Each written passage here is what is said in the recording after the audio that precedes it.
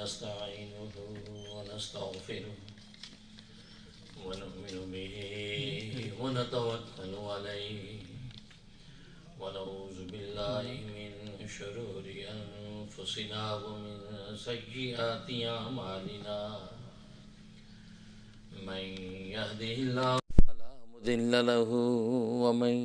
يضلله فلا هادي له ونشهد أن لا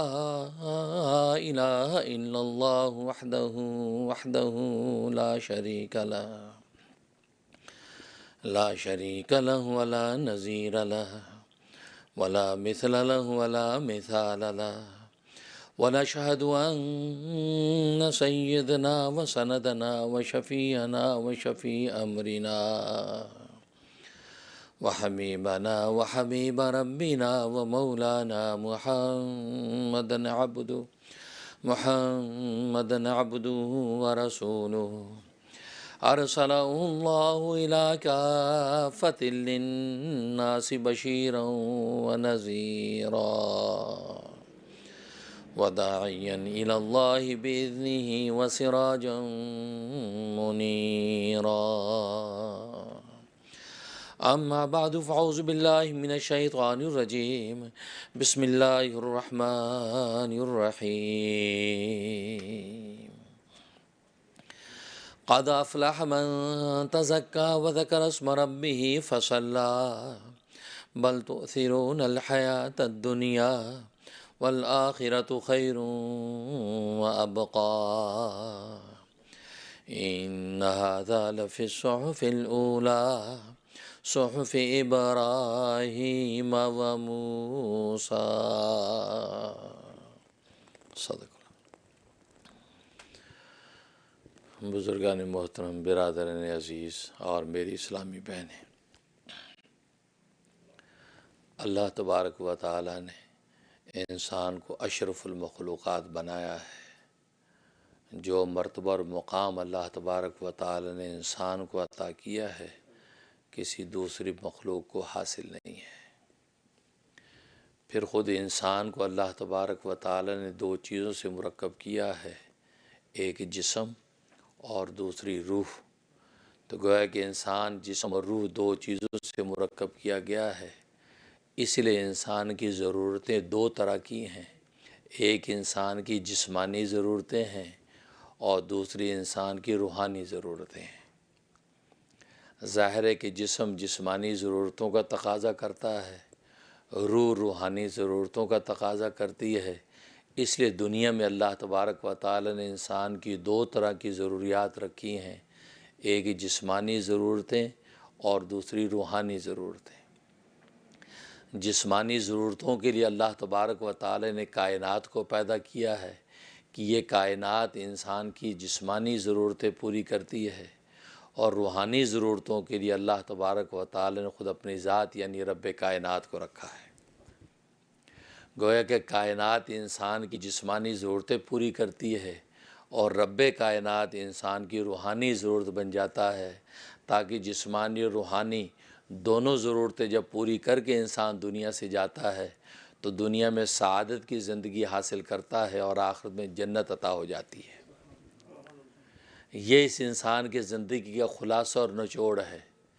اور عجیب بات یہ ہے کہ انسان کی جسمانی ضرورتیں بے شمار ہیں، لیکن روحانی ضرورت صرف ایک ہے۔ جسمانی ضرورتیں انسان کی بے شمار، انسان کا کھانا پینا انسان کی جسمانی ضرورت ہے، اس کا پہننا اوڑھنا اس کی جسمانی ضرورت ہے، اس کا رہنا سہنا اس کی جسمانی ضرورت ہے، اس کا شادی بیاہ کرنا اس کی جسمانی ضرورت ہے۔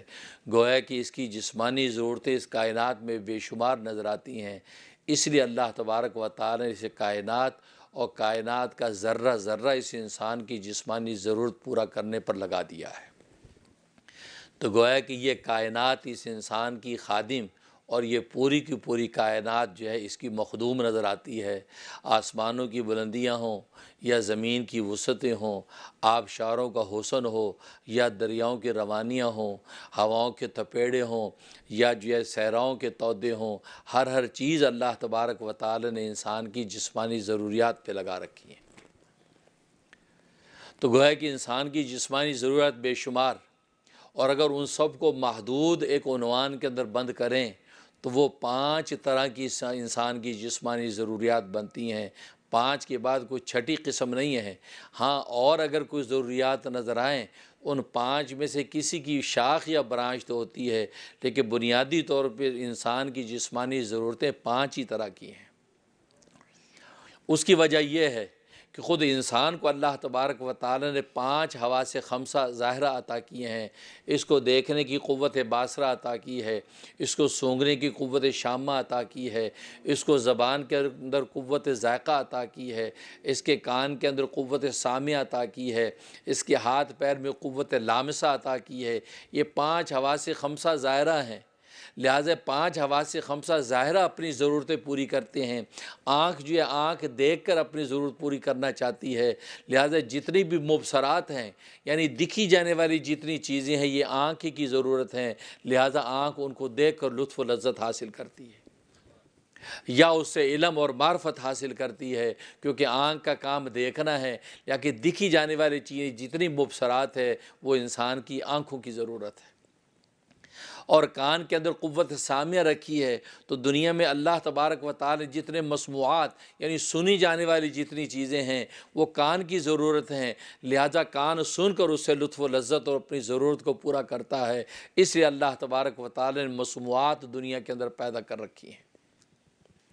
اسی طریقے سے مشمومات سونگھی جانے والی چیزیں یہ انسان کی گویا کہ قوت شامہ کی ضرورت ہے، لہذا انسان سونگ کر اس سے حظ حاصل کرتا ہے، سونگ کر اس سے ضرورت اور لطف حاصل کرتا ہے۔ لہذا جتنی مشمومات کائنات کے اندر اللہ نے پھیلا رکھی ہیں وہ قوت شامہ کی ضرورت ہے، لہذا سونگ کر انسان اس سے لطف و لذت حاصل کرتا ہے اور اپنی ضرورت کو پورا کرتا ہے۔ زبان کے اندر قوت ذائقہ رکھی ہے، چکھنے کی صلاحیت رکھی ہے، لہذا کائنات میں جتنے بھی مذوقات ہیں یعنی چکھی جانے والی جتنی چیزیں ہیں وہ انسان کی قوت ذائقہ کی ضرورت ہے، لہذا زبان سے چکھ کر انسان اس سے لطف و لذت حاصل کرتا ہے، اس کے کڑوے یا میٹھے ہونے کا پتہ لگاتا ہے۔ تو گویا کہ کسب علم وہ قوت ذائقہ کے ذریعے سے مذوقات کا حاصل کر لیتا ہے۔ اللہ تبارک و تعالی نے اسی لیے دنیا کے اندر مذوقات کو پیدا کر رکھا ہے۔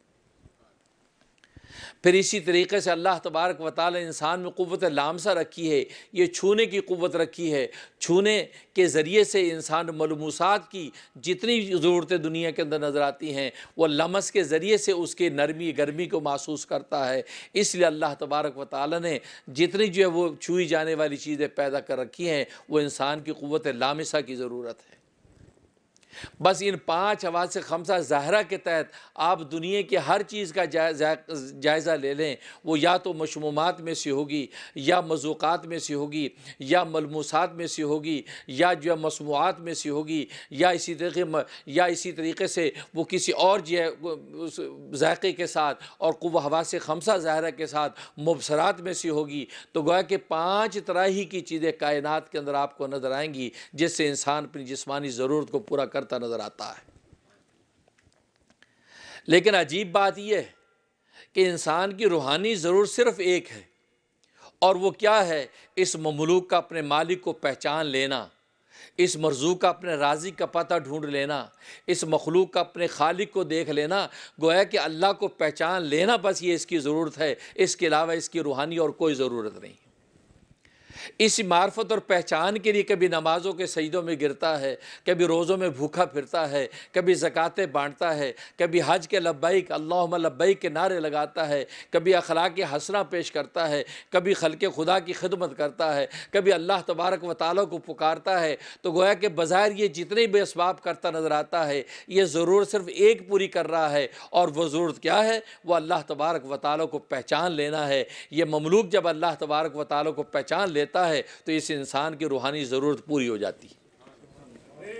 اللہ اکبر۔ اور عجیب بات یہ ہے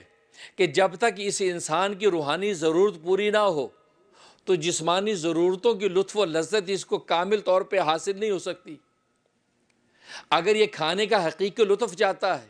پینے کا حقیقی لطف چاہتا ہے، اسی طرح سونے جاگنے کا حقیقی لطف چاہتا ہے تو اپنے مالک کو اگر پہچان کے اگر وہ لطف حاصل کرتا ہے تو اس کو اللہ تبارک و تعالی اس کو سچا اور حقیقی لطف عطا کرتے ہیں۔ لیکن اگر وہ اپنے مالک کو پہچانتا نہیں ہے اور شتر بے مہار کی طرح زندگی گزارتا ہے اور وہ یہ سمجھتا ہے کہ بھئی خود ہی بنے ہیں اور خود ہی ہمیں ختم ہو جانا ہے، تو یہ کھاتا تو ہے لیکن کھانے کا حقیقی لطف اس کو نہیں ملتا، یہ پیتا تو ہے لیکن پینے کا حقیقی لطف اس کو نہیں ملتا، یہ پہنتا اوڑھتا تو ہے لیکن پہننے اوڑھنے کا حقیقی لطف اس کو نہیں ملتا۔ اس کی زندگی گویا کہ ایک جانور حیوان کی سی زندگی ہوتی ہے، ایک چوپائے کی زندگی ہوتی ہے، چوپائے کے سامنے کچھ بھی آئے اسے اس کو کھا لیا اور کھا کے اپنی زندگی کو باقی رکھا، لیکن اس کی لذت و لطف کو اس کے مشام محسوس کریں، یہ حیوان اس سے بالا تر ہے، حیوان اس سے عاری ہوتا ہے۔ اس کی زندگی بھی بالکل اسی طریقے سے ہوتی ہے، بظاہر کائنات کی ضرورتیں تو پوری کرتا ہے لیکن اس سے جو حقیقی لطف اور طمانینت و تسکین کی دولت ملنی چاہیے تھی وہ اس دولت سے محروم رہتا ہے،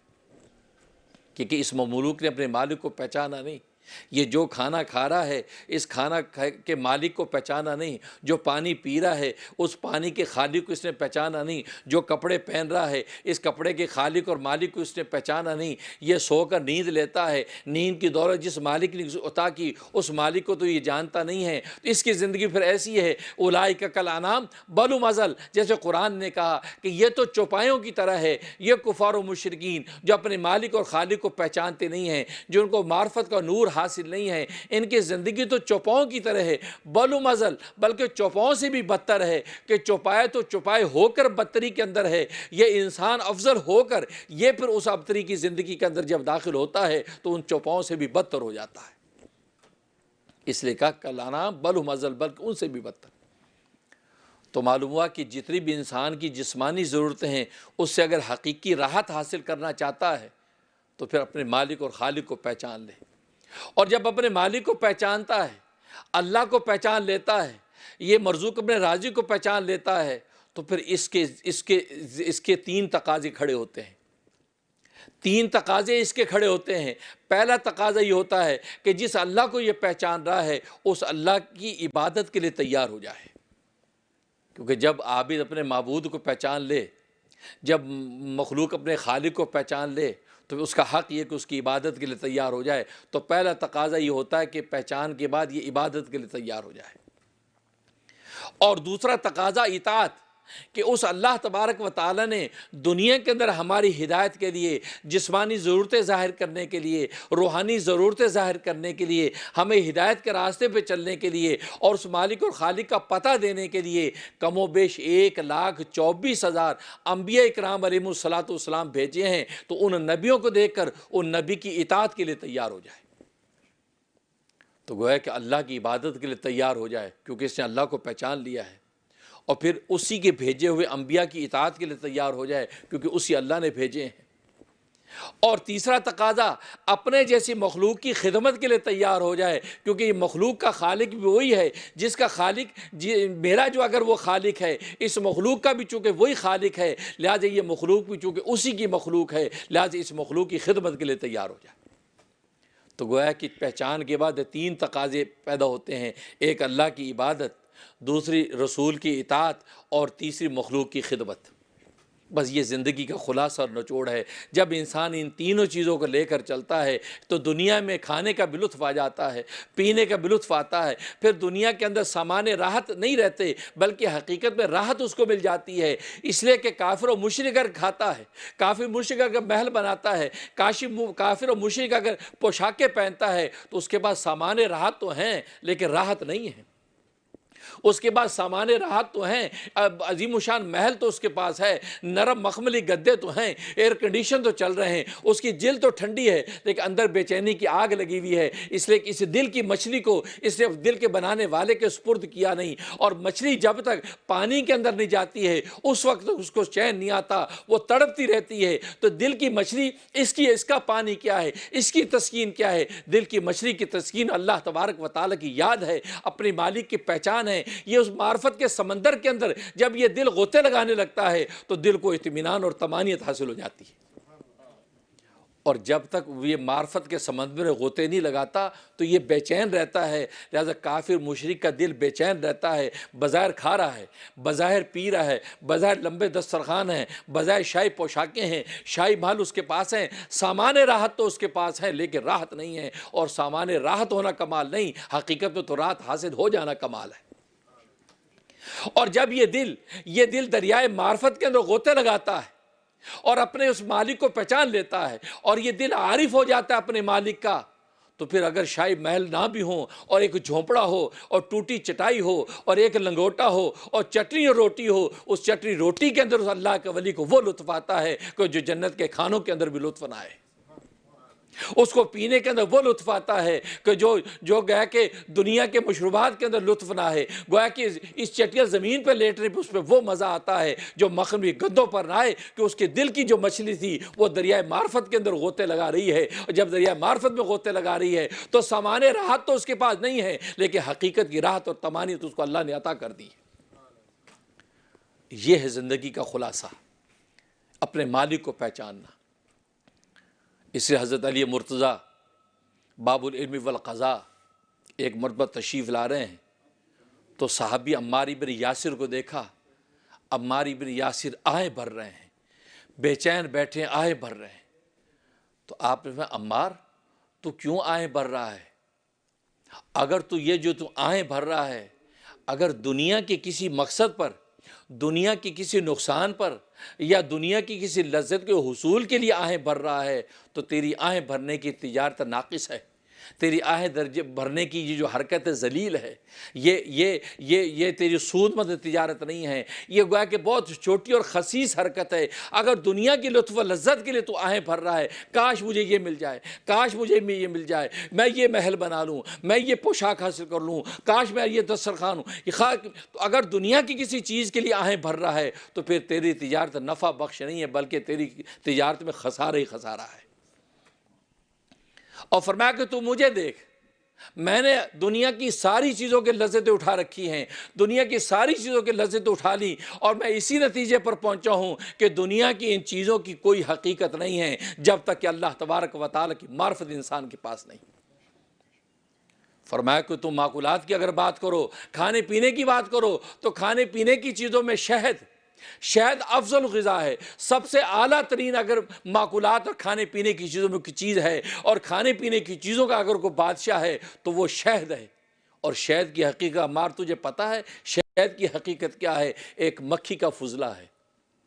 ایک مکھی کا فضلہ ہے۔ مکھی کا فضلہ، ہم اپنے فضلے سے کتنی کراہت محسوس کرتے ہیں، جب تو اس کا استنجا کر کے دھونا ہے تو ہمیں چین نہیں آتا، یہاں تک کہ ہمارا معصوم بچہ اگر اس فضلے میں لپٹ جائے اس کو جب تک دھونا ہے تو ماں کو چین نہیں آتا۔ تو یہ ایک مکھی، جو خود مکھی اپنے ذات میں ایک حقیر چیز ہے، اس مکھی کا فضلہ ہماری غذاؤں میں بہترین غذا ہے، اس کے لیے تڑپتے ہو۔ اور فرمایا مشروبات اگر پینے کی بات کرتے ہو تو مشروبات میں سب سے افضل اگر مشروبات وہ پانی ہے، کیونکہ اگر پانی نہیں ہے تو دنیا کو کوئی مشروب بن ہی نہیں سکتا، تو پانی سب سے افضل مشروب ہے، اور پانی سارے مشروبات میں سب سے سستا اور خسیس ہے، مفت میں ملتا ہے، اس کے لیے تڑپتے ہو۔ پانی ہر آدمی دینے کو تیار، شربت پھر بھی کوئی بیچ دے گا کہ روح افزا کا شربت بھائی اتنے کا ہے، یار پانی کا گلاس پلائیے گا، ہاں جی پانی فری میں۔ فرمایا اتنی سستی سی چیز، اور یہ مشروبات کا بادشاہ ہے اور سستا اتنا ہے، لوگ مفت میں دیتے پھرتے ہیں، اس کے لیے تڑپتے ہو۔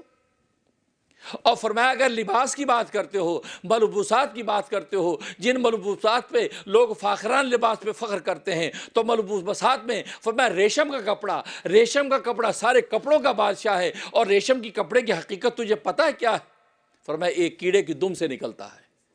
ایک کیڑا،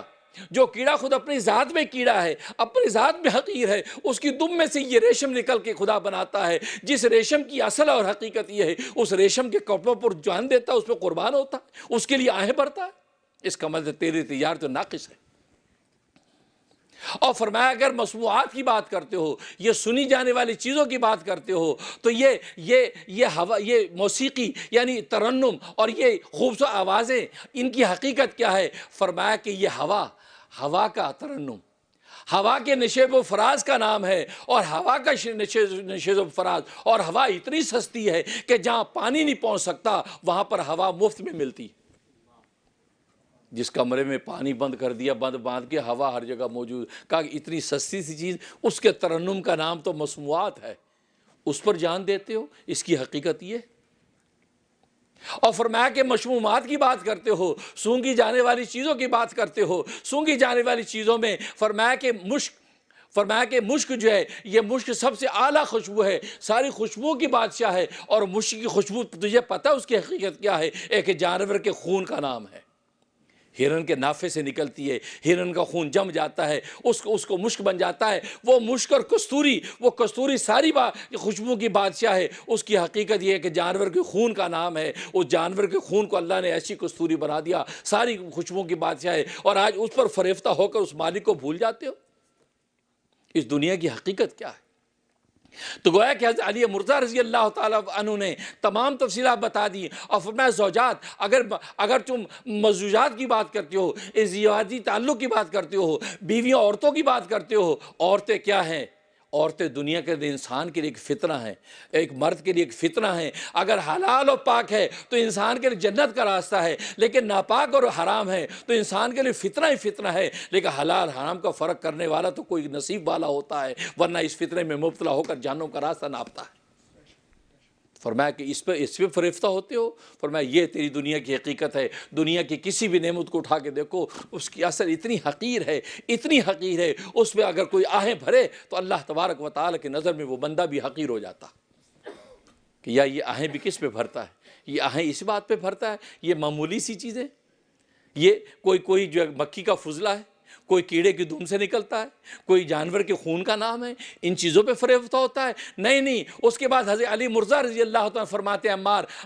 اگر تیری آہیں یہ آخرت کے لیے ہیں کہ آخرت کی جنت کی نعمتیں کیسے حاصل ہو جائیں، خدا کی معرفت کیسے حاصل ہو جائے، خدا کی پہچان میں ترقی کیسے کر لوں، میں اتنا گناہگار ہوں، اپنے گناہوں کے ندامت اور جنت کے حصول کا شوق اگر تجھے آہیں بھرنے پہ مجبور کر رہا ہے تو پھر تیری ایک ایک آہ پر اللہ تبارک و تعالیٰ کے فرشتے رشک کرتے ہیں، فرشتے تجھے سلام کرتے ہیں کہ سبحان اللہ، کمال ہے کہ اسے دنیا کی حقیقت کو پہچان لیا اور یہ جنت و آخرت کی بات کر رہا ہے اور معرفت الہی میں غوطے لگانے کے لیے بے چین نظر آتا ہے۔ فرمایا قیمت اب لگے گی۔ تو معلوم یہ ہوا کہ دنیا کی جتنی ضرورتیں ہیں، ان ضرورتوں کی قیمت اس وقت تک نہیں ہے جب تک اللہ تبارک و تعالیٰ کی پہچان حاصل نہیں ہوتی۔ اور اللہ کی پہچان کے ساتھ جب انسان کھاتا ہے تو چٹنی روٹی کے اندر وہ لطف آتا ہے جو مرغ مسلم میں نہ آئے، ایک لنگوٹے کے اندر وہ لطف آتا ہے۔ چنانچہ آپ حاجی اور عمرے والا ایک دو انسری چادریں لپیٹتا ہے، انسری دو چادریں لپیٹتا ہے، دو تولیے لپیٹتا ہے، اس کے اوپر کوئی پوشاکیں نہیں ہوتی، اس کے سروں پہ کوئی تاج نہیں ہوتے، اس کے سروں پہ عمامے ٹوپیاں نہیں ہوتی، دو انسلی چادریں ہوتی ہیں، لیکن اس کو لبیک اللہم لبیک لبیک لا شریک لک لبیک کہنے کے اندر وہ لطف آتا ہے کہ جنت کی ساری نعمتیں ایک طرف ہو جائیں اور اپنے خدا کے دیدار کے لیے بے چین ہو کر خدا کے گھر کی طرف دوڑتا ہے۔ دیکھو، حالانکہ لباس کچھ بھی نہیں ہے، اس لباس میں لطف کتنا آ رہا ہے۔ ایون بعض دفعہ تو اوپر والی چادر بھی پر گلے اس نے کندھے پہ ڈالی ہوتی ہے، پر لنگی سطر کے لیے باندھی ہوتی ہے۔ اگر سطر کا بھی حکم نہ ہوتا تو ہو سکتا ہے اللہ تبارک و تعالیٰ سطر بھی چھپانے نہ دیتے۔ یہی وجہ کہ مشرکین مکہ پورے ننگے ہو کر طواف کرتے تھے، کیونکہ وہ سطر سے عاری ہو کر رہے تھے، لیکن اسلام نے سطر کا چونکہ حکم دیا اس لیے انسلی چادر لپیٹنے کا حکم دے دیا، لیکن سینے کا حکم نہیں دیا۔ تو معلوم یہ ہو کہ لباس نہیں ہے بدن پہ، اس کے باوجود اس کو لبیک اللہم لبیک میں اور نمازوں کے سجدے میں وہ لطف آ رہا ہے کہ جو انسان کو کھانے پینے کے اندر نہ آتا ہو، اور اپنے گھر کو چھوڑ کر اس کو وہ لطف آ رہا ہے جو گھر کے اندر رہنے میں لطف نہ آئے۔ آج دنیا میں رہتے ہوئے جھٹ سے صبح سے شام کو گھر کی طرف لوٹتا ہے تو تسکین محسوس کرتا ہے، اپنے گھر جا رہا ہوں، گھر میں آتا ہے کہتا ہے میں ریلیکس فیل کر رہا ہوں۔ لیکن یہ کیسا لطف ہے اور کیسی معرفت ہے کہ اپنا گھر چھوڑ کر وہ اللہ کے گھر کی طرف دوڑتا ہے تو اتنا خوش ہوتا ہے کہ یار میں نے اپنے محل چھوڑ دیے، مخملی گدے چھوڑ دیے، اپنے پوشاکیں چھوڑ دی، اپنی خوشبوئیں چھوڑ دی، اپنے جوتے چھوڑ دیے، سب کچھ چھوڑ چھاڑ کے دو انسلی چادریں لپیٹ کے، اور جب وہ لبیک اللہم لبیک کے نعرے لگاتے جا رہا ہوں، اس کے اندر وہ لطف محسوس کرتا ہے کہ جو گھر کے سکون کے اندر محسوس نہیں ہوتا۔ یہ کیوں؟ اس معرفت کی وجہ سے، وہ جو روحانی ضرورت سی کہ اپنے اللہ کو پہچان لیں، اس نے اپنے اللہ کو پہچان لیا ہے۔ جب اللہ کو پہچان لیا تو بس یہ اس حقیقت کی زندگی اس کو نظر آ گئی۔ اب اگر اس کو کھانے پینے میں کچھ بھی ملتا ہے تو صبر و تحمل کے ساتھ کھا کے اللہ تبارک و تعالیٰ کو شکر کرتا ہے۔ لیکن جب تک یہ اللہ تبارک و تعالیٰ کی معرفت نہیں ہے، اپنے مالک کو اس نے پہچانا نہیں ہے، اس وقت تک یہ بے چین رہتا ہے۔ یہ کھانے پینے کے دسترخوانوں کو دیکھ کر سوچتا ہے یار اور ہونا چاہیے، یار اور ہونا چاہیے، مزید کی امید لگاتا ہے۔ پوشاکوں کو دیکھ کے کہتا ہے نہیں یار اور ہونا چاہیے، مکانوں کو دیکھ کے کہتا ہے یار اور ہونا چاہیے۔ یہ حل میں مزید کے نعرے لگاتا ہے، کیونکہ اس کی دل کی مچھلی کا چین اصل میں تو دریائے معرفت میں تھا، اور یہ سمجھ رہا ہے کہ شاید 2 مکان ہیں اس لیے دل کو چین نہیں آ رہا، تیسرا بھی مکان بنا لوں، چوتھا بھی بنا لوں، یہ لباس 2 ہیں یا تیسرا بناؤ دل کو چین آ جائے۔ حالانکہ اس کو خبر ہی نہیں کہ دل کا چین اطمینان تو کہاں تھا، دریائے معرفت میں غوطہ لگانے میں تھا، یہ دریائے معرفت سے محروم نظر آ رہا ہے۔ تو اس لیے انسان کو بے چینی رہتی، پریشان نظر آتا ہے۔ تبھی تو علماء نے لکھا ہے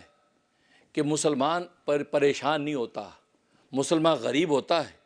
مسلمان مقروض ہوتا ہے، مسلمان بیمار ہوتا ہے، مسلمان معذور ہوتا ہے، مسلمان مغلوب ہوتا ہے، ساری آزمائشیں مسلمان پہ آ سکتی ہیں، لیکن مسلمان مومن جس کو ایمان کی دولت اللہ نے عطا کر دی ہو اور ایمان کی نور میں وہ اپنے رب کو پہچاننے لگ گیا ہو، فرمایا کہ وہ پریشان کبھی نہیں ہوتا۔ اگر کوئی پریشان ہو رہا ہے، اگر بیماری میں پریشان ہو رہا ہے، غربت میں پریشان ہو رہا ہے، مقروض قرض میں پریشان ہو رہا ہے، یا کسی اور آفت مصیبت میں پریشان ہو رہا ہے، تو اس کو سمجھ لینا چاہیے کہ میرا ایمان اپنے اللہ پر کمزور ہو گیا ہے۔ مومن پریشان نہیں ہوتا۔ سرکار دو عالم صلی اللہ علیہ وسلم غزوہ خندق کا موقع ہے، خندق کھودی جا رہی ہے، 3 دن کا فاقہ ہے، کھانے کو کچھ نہیں ہے، پیٹ پہ پتھر باندھے ہوئے ہیں۔ تیسرے دن صحابہ کرام رضوان اللہ علیہ مجمعین میں کچھ لوگ آئے کہ یا رسول اللہ صلی اللہ علیہ وسلم بہت بھوک ہے، اپنے پیٹ سے پتھر ہٹا کے دکھائے۔ وہ پیٹ پہ پتھر اس لیے باندھا جاتا ہے، جب بھوک کی وجہ سے پیٹ اندر جاتا ہے تو گڈھا پڑ جاتا ہے، اس گڈھے کو پر کرنے کے لیے اس کے اوپر پتھر باندھ دیتے ہیں۔ وہ گڈھا جب پر ہو جاتا ہے تو اس سے پھر انسان کا تقاضا بھوک کا کم محسوس ہوتا ہے، اور انسان کچھ کام کاج کر لیتا ہے، کمر سیدھی رہتی، اس لیے پیٹ پہ پتھر باندھے جاتے۔ اب وہ پیٹ پہ پتھر باندھا، دکھایا۔ اب حضرت صلی اللہ علیہ وسلم نے اپنے دامن سے کپڑا ہٹا کے دکھایا، آپ کے پیٹ پہ 2 پتھر بندھے ہوئے۔ لوگوں نے 1 باندھا ہے، رسول اللہ نے 2 پتھر باندھے ہوئے کہ تمہارا نبی تم سے پیچھے نہیں ہے، تم اگر 1 پتھر باندھے ہو میں 2 پتھر باندھ کے بیٹھا ہوں، تم اگر 3 دن کے بھوکے ہو تو میں 6 دن کا بھوکا ہوں، تم اگر 2 دن کے بھوکے تو میں 4 دن کا بھوکا ہوں۔ جب یہ نظارہ دیکھا صحابہ کرام خاموش ہو گئے۔ لیکن دیکھو حالت کیا ہو رہی ہے، ادھر دشمن کا خوف ہے کہ پورے مشرکین مکہ، سارے قبائل عرب اکٹھے ہو کر آپ پر دھاوا بولنے آ رہے ہیں، ادھر آپ خندق کے کھودنے میں لگے ہوئے ہیں کہ جلدی خندق کے کھودو تاکہ وہ مدینے کے اندر داخل نہ ہو سکیں، خوف بھی ہو، پھر بھوک اور پیاس بھی ہو، تو حالت کیا ہو جاتی ہے۔ لیکن صحابہ میں کوئی شخص بھی پریشان نہیں، اور رسول اللہ بھی پریشان نہیں ہے۔ ہاں بھوکے اور فاقے سے ہے، لیکن پریشانی کسی کے ماتھے پہ نہیں۔ اب یہ نظارہ جابر بن عبداللہ رضی اللہ تعالیٰ نے دیکھا کہ رسول اللہ کے پیٹ پہ 2 پتھر ہیں، تو تھوڑی سی چھٹی لے کر چپکے سے نکلے لشکر میں سے، اور اپنی اہلیہ کو جا کے کہا کہ کچھ گھر میں ہے کھانے پینے کو؟ کہا کہ ہاں بس وہ 3 کلو 3 سیر جو جو کا آٹا ہے، جو ہے، اور 1 بکری کا بچہ بنا ہوا ہے۔ کہتے بس وہ جو ہے اس کو پیس کے اس کا آٹا بنا، اور بکری کے بچوں کو ذبح کیا، ذبح کر کے صاف کر کے گوشت بنا کے دیا، اس کو ہنڈیا پہ اڑا دے، میں رسول اللہ صلی اللہ علیہ وسلم کو لے کے آتا ہوں، کیونکہ میں نے ان کے پیٹ پہ 2 پتھر دیکھے، اور رسول اللہ صلی اللہ علیہ وسلم نے چہرے سے ظاہر ہی نہیں ہونے دیا کہ آپ کی بھوک کا عالم یہ ہے۔ ظاہر عاشق مصطفیٰ تھے صلی اللہ علیہ وسلم۔ اب آئے، کہا کہ یا رسول اللہ صلی اللہ علیہ وسلم آپ کے لیے کھانے کا انتظام کیا ہے، آپ 10 آدمی جن کو آپ چاہتے 10 آدمی اور ساتھ لے لیں، کیونکہ کھانا بس اتنا ہی ہے، اور باقی آپ تشریف لیں۔ اچھا یہ بات سنی تو آپ نے اعلان عام کر دیا، صحابہ اکرام سے کہا اعلان عام کیا، سنو خوشخبری ہے، بشارت ہے، جابر بن عبداللہ کے گھر میں سب کی دعوت ہے، تیاری باندھو۔ 700 صحابہ ہیں۔ جابر بن عبداللہ سہم گئے کہ یہ کیا ہو گیا، جلدی سے نکلے، دوڑے گھر میں آئے، کہا کہ بی بی مسئلہ ہو گیا، کیا ہوا؟ کہا کہ رسول اللہ صلی اللہ علیہ وسلم نے پورے اہل خندق کو اعلان کر دیا کہ چلو سب۔ کہا کہ تم نے بتا دیا تھا بتا دیا تھا رسول اللہ صلی اللہ علیہ وسلم؟ ہاں بتا دیا تھا میں نے. اچھا بتا دیا تھا. پھر رسول جانے رسول کا خدا جانے. پھر رسول اللہ جانے رسول اللہ کا خدا جانے. پھر پریشانی کی کیا بات ہے؟ یہ تھی بیویاں، یہ تھی بیویاں. آج ہمارے گھر میں 2 مہمان زیادہ آ جائیں، بے وقت آ جائیں، تو بیویوں کی جو حالت ہوتی ہے وہ بیویاں بھی جانتی ہیں. وہ بیچارہ مہمان کو دعوت دے بیٹھتا ہے، وہ بیچارہ شرمندہ، گھر میں برتن بجنے لگتے ہیں، ایک ہنگامہ، ارے کچھ بھی نہیں ہے، یہ کیا مصیبت ہے. تبھی تو اسلام نے کہا پریشان نہ ہو، جو گھر میں پیش کر دو. اب یہ اپنی ناک کے لیے نہ سوچو کہ یار ہمیں تو قورمہ بنانا تھا، ہم تو بریانی پیش کرتے، ہم تو یہ، کوئی ضرورت نہیں. جو گھر میں ہے ما حضر فی البیت وہ پیش کر دو مہمان کو. بس اسلام نے آپ کو تکلف میں ڈالا ہی نہیں، لیکن آپ اس تکلف میں پڑنے کے لیے پریشانی چھو کر گھر میں ہنگامہ. وہاں اللہ کی بندی نے جب یہ کہا کہ آپ نے بتا دیا تھا، کہا میں نے بتا دیا تھا. اگر بتا دیا تھا پھر اللہ جانے اللہ کا رسول جانے، آنے دو. ادھر رسول اللہ صلی اللہ علیہ وسلم جابر بن عبداللہ سے کہا کہ ان کو کہو کہ آٹا گوندیں، آٹا گوند کے اس کے اوپر کپڑا رکھ دیں، اس کو کپڑے سے باہر نکالے نہیں، میرے آنے تک آٹے سے روٹیاں بنانا شروع نہ کریں.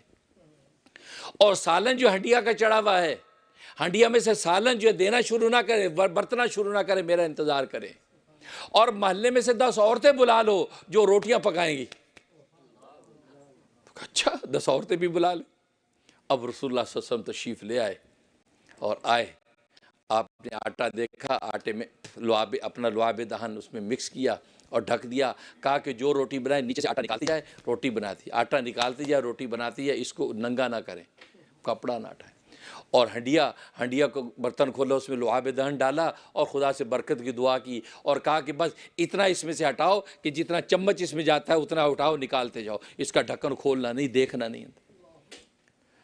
جابر بن عبداللہ رضی اللہ تعالیٰ فرماتے ہیں رسول اللہ صلی اللہ علیہ وسلم جب آگے اور یہ ساری کاروائی ہو گئی اور کھانا پکنا شروع ہوا اور تقسیم ہونا شروع ہوا، میری آنکھوں نے دیکھا کہ 700 صحابہ نے پیٹ بھر کے کھانا کھایا. اللہ اکبر، محمد رسول اللہ. کوئی 2 دن کا بھوکا ہے، کوئی 3 دن کا بھوکا ہے، کوئی 4 دن کا بھوکا ہے، کوئی 1 دن کا بھوکا ہے. ہر بھوکے نے جی بھر کے کھایا اور تقسیم ہو رہا ہے کھانا، کھائے جا رہے ہیں، کھانا تقسیم ہو رہا ہے. جب سب 700 صحابہ کھا چکے تو آخر میں جابر بن عبداللہ رضی اللہ تعالیٰ فرماتے ہیں کہ میں نے وہ کپڑا ہٹا کے جب دیکھا، آٹے کو دیکھا، تو مجھے یقین نہ ہے کہ آٹا پہلے زیادہ تھا کہ اب زیادہ ہے. یعنی آٹا اتنا کہ اتنا، بلکہ وہ پہلے سے زیادہ ہی نظر آ رہا ہے. اور ہنڈیا میں سالن میں نے دیکھا تو میں حیران ہوا کہ سالن پہلے زیادہ تھا کہ اب زیادہ ہے. گویا کہ سالن اتنا کو اتنا ہے، لیکن رسول اللہ صلی اللہ علیہ وسلم کی برکت سے 700 صحابہ نے کھانا کھایا. لیکن کسی سے چہرے پہ میں نے کہا پریشانی نہیں آئی کہ یا رسول اللہ ہم پریشان ہو گئے، بھوک نے پریشان کرتے. نہیں، کیونکہ مومن پریشان نہیں ہوتا. جس کو اللہ تبارک و تعالیٰ کی معرفت مل گئی ہو، اور جو مچھلی دریائے معرفت کے اندر غوطے لگاتی ہو، وہ مچھلی کبھی پریشان نہیں ہوتی. اس لیے کسی مسلمان کا پریشان ہونا یہ تشویش کی بات ہے. زبیر بن عوام رضی اللہ تعالیٰ صحابی ہیں، مقروض حالت میں فوت ہو رہے ہیں. یہاں تک خود رسول اللہ صلی اللہ علیہ وسلم مقروض حالت میں آپ کا وصال ہوا. آپ کے اوپر قرض تھا، یہودی کا قرض ہے آپ کے اوپر، اور آپ دنیا سے جا رہے ہیں. اور آپ کی زرہ، اس جو کے بدلے میں زرہ آپ کی یہودی کے پاس گروی رکھی ہوئی ہے، جو آپ نے قرض لے کر اہل خانہ کو دیے تھے. لیکن آپ قرض کی حالت میں دنیا سے جا رہے ہیں، لیکن پریشان نہیں ہیں. چانچہ بعد میں کیا کیا اہل خانہ نے، وہ جو ہے وہ جو کے واپس کر کے آپ کی زرہ واپس چھڑوا لی، آپ کی طرف میں سے قرض ادا کر دیا. تو زبیر ابن عوام صحابی یہ مقروض ہیں، بڑے بڑے قرضے آپ کے اوپر ہیں اور دنیا سے جا رہے ہیں. بیٹے کو بلایا، بیٹے سے کہا کہ بیٹا اب لوگ قرض مانگنے آئیں گے تو لوگوں کو جو ہے وہ جتنی طاقت و قرض دیتے رہنا. اگر کوئی ایسا بڑا قرضہ ہو جو تو نہیں ادا کر سکتا تو پریشان نہیں ہونا، کیونکہ ہم خدا کو ماننے والے ہیں. خدا کے سامنے جھک جانا، بس تو پریشان نہیں ہونا، خدا کے سامنے جھکنا اور اللہ کے سامنے کھڑے ہو کے یہ دعا کرنا، اے زبیر ابن عوام کے رب، یا رب زبیر ابن عوام، اے زبیر ابن عوام کے رب، یہ جو قرض ہے یہ قرض تو میری طاقت سے باہر ہے، تیری طاقت کے دسترس کے اندر ہے. اے رب تو زبیر ابن عوام کا رب ہے، تو اس قرض کو ادا کر دے. یہ دعا کر لیا کرنا. اللہ اکبر. تاریخ اسلام گواہ ہے کہ جب انہوں نے اس طرح کی دعا کی، کس طرح غیب سے اللہ تبارک و تعالی ان کے قرض ادا کیے ہیں، کوئی اس کی نظیر پیش نہیں کر سکتا. اس لیے کہ ہم تو مومن مسلمان، ہمارے پاس تو خدا ہے، ہمیں پریشان ہونے کی ضرورت نہیں، خدا کو پکارو۔ مومن تو بیماری میں بھی پریشان نہیں ہوتا، بیمار ضرور ہوتا ہے، معذور ضرور ہوتا ہے، تکلیف ضرور اس کو آتی ہے، لیکن پریشان نہیں ہوتا۔ اس لیے اگر پریشان ہوتا ہے تو معلوم ہے کہ یہ دریائے معرفت کے اندر اس کے دل کی مچھلی غوطے نہیں لگا رہی، اس نے اپنے مالک کو پہچانا نہیں، تبھی پریشان ہو رہا ہے۔ اور آج دنیا کے اندر انسان جب اپنی جسمانی ضرورتیں پوری کرتا ہے تو اس میں پریشانیاں آتی ہیں، کبھی کمانے میں پریشانی ہے، کبھی کھانے میں پریشانی ہے، کبھی بیٹھنے اٹھنے میں، کبھی پہننے اوڑھنے میں پریشانیاں ہیں۔ تو یہ مومن مسلمان پریشان ہو کر خدا کا راستہ چھوڑ کر مادیت کے راستے کی طرف دوڑنے لگتا ہے کہ شاید وہاں سے پریشانی دور ہو جائے۔ وکیلوں کو ڈھونڈتا ہے، لیکن حسبنا اللہ و نعم الوکیل، جو سب سے بڑا وکیل ہے اس وکیل کے راستے پہ جاتا نہیں ہے، اس کو پکارتا نہیں ہے، دوسرے وکیل کو پکارتا ہے۔ نتیجہ یہ کہ دریائے معرفت کی طرف جب دیکھتا نہیں ہے تو اس کی پریشانی حقیقت میں پریشانی بنی رہتی ہے، لیکن جب اس کو معرفت الہی حاصل ہو جاتی ہے پھر اس کے پاس پریشانی پھٹک نہیں سکتی،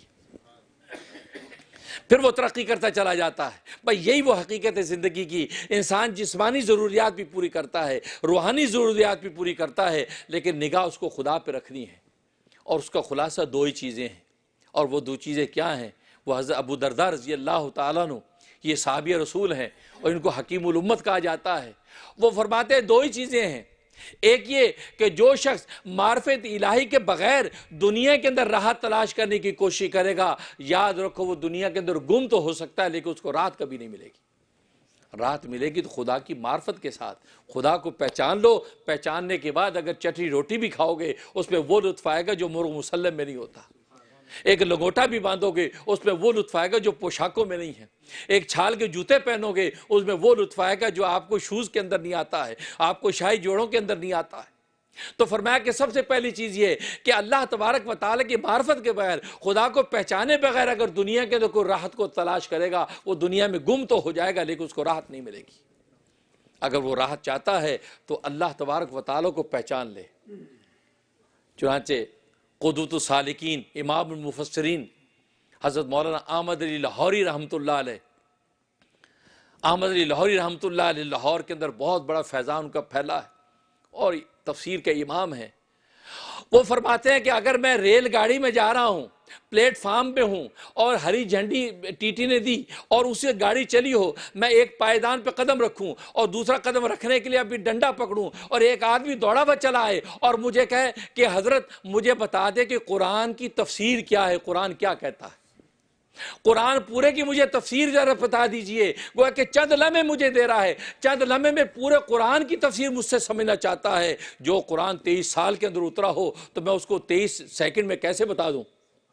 فرمایا کہ نہیں، میں بتا سکتا ہوں، میں جیسے ہی ایک قدم ابھی پائیدان پہ ہوگا، دوسرا کے پلیٹ فارم پہ ہوگا اور مجھے جب یہ سوال کرے گا تو میں اس کو یہ کہوں گا کہ قرآن پورا کا پورا یہ تین چیزوں کا خلاصہ ہے کہ اللہ کو راضی